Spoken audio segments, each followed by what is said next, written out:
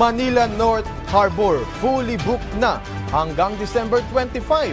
Ang mga chance walk-in passengers, 50-50 na po ang tsansa na makasakay ngayong araw.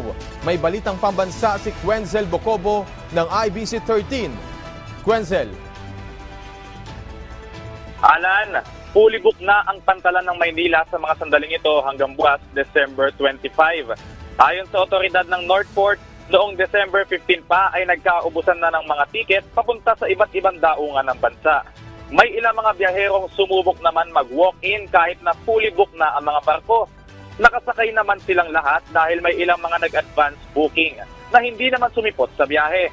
Ang tanging bukas na araw para sa mga biyahero dito sa Pantalan ay sa Huwebes pa ng alas 7 ng umaga.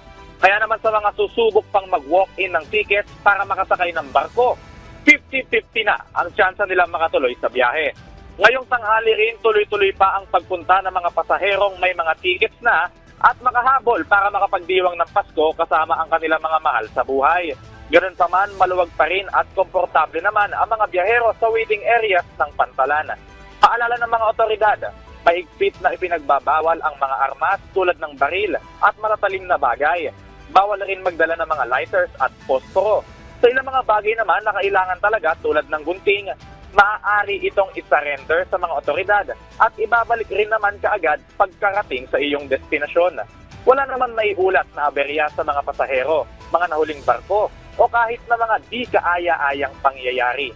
Patuloy naman ang mga opisyal ng North Harbor sa pagsisiguro ng kaligtasan ng bawat pasahero. Yan muna ang latest update mula dito sa North Harbor. Alan? Maraming salamat, Quenzel Bocobo ng IBC 13.